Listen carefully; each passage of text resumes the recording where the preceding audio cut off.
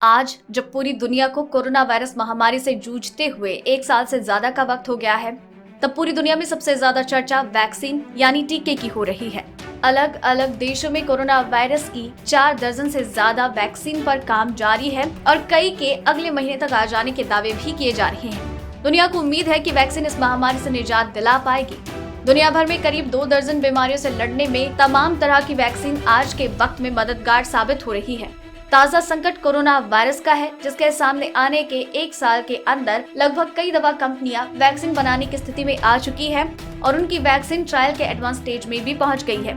Final trial और approval के stage के बाद उन्हें लोगों को दिया जाने भी लगेगा। ऐसे में वैक्सीन से जुड़ी कुछ बुनियादी सवालों का जवाब जान लेना जरूरी है। वैक्सीन क्या होती है? वैक्सीन या टीका जैविक पदार्थों से बना द्रव्य है। वैक्सीन शरीर के अंदर रोग प्रतिरोधक क्षमता यानी इम्यूनिटी को बढ़ाकर शरीर में उत्पन्न होने वाले सूक्ष्म जीवों को नष्ट करने का काम करती है। वैक्सीन न केवल बीमारी को कंट्रोल करने में मदद करता है, बल्कि जिन लोगों में वायरस का संक्रमण अभी नहीं हुआ है, उनमें भी इम्यूनिटी का विकास कर बीमारी को फैलने से रोकने का काम करता है। कितने तरीके से दिए जाते हैं टीके? इसे कई माध्यमों जैसे इंजेक्शन, मुंह से पिलाकर या फिर सांस के जरिए इनहेल करवा कर दिया जाता है। इसके अलावा नोजल स्प्रे यानी कि नाक से डालकर भी दिया जाता है।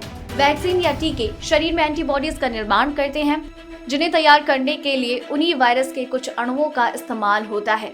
यही अणु शरीर में जाकर ऐसे विषाणुओं की पहचान करते हैं और फिर उनसे लड़ने की क्षमता विकसित करते हैं।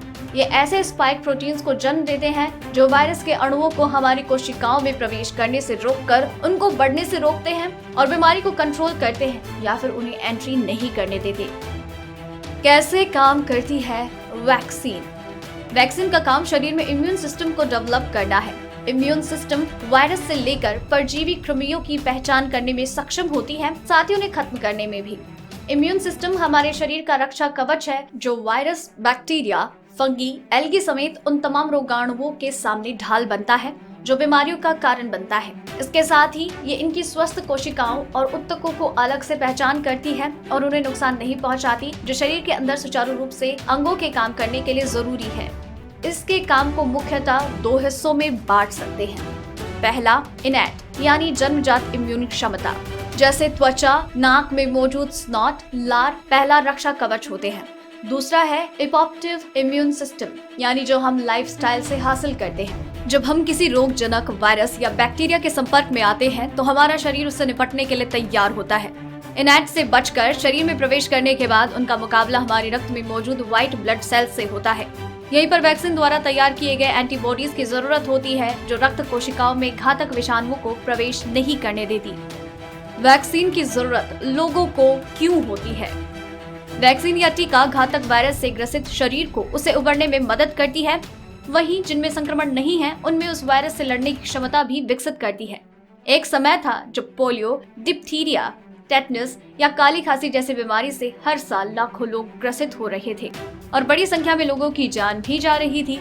लेकिन इनकी वैक्सीन बनने के बाद लोगों का टीकाकरण किया गया और अब इन बीमारियों पर काफी हद तक काबू पाया जा चुका है।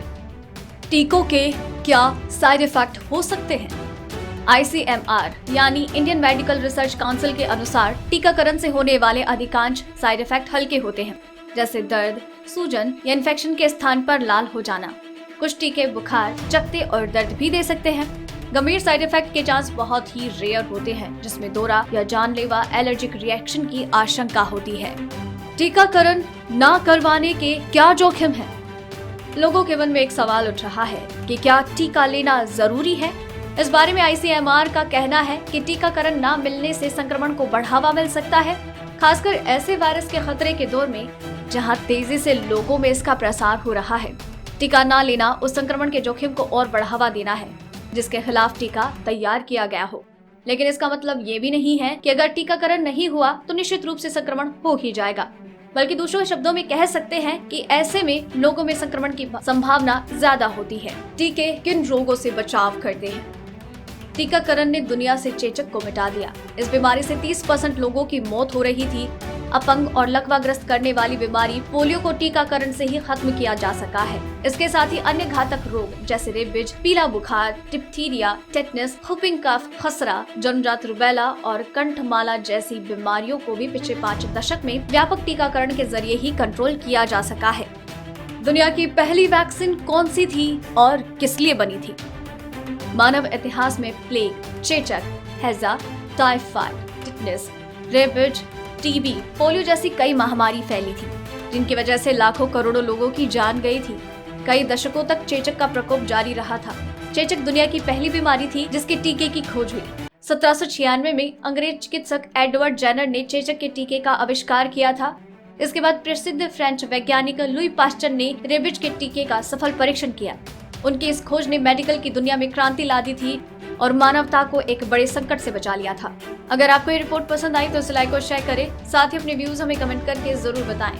डेली ट्रेंडिंग न्यूज की रिपोर्ट सब्सक्राइब करें हमारा चैनल ऐसी ही लेटेस्ट और इंटरेस्टिंग न्यूज के लिए।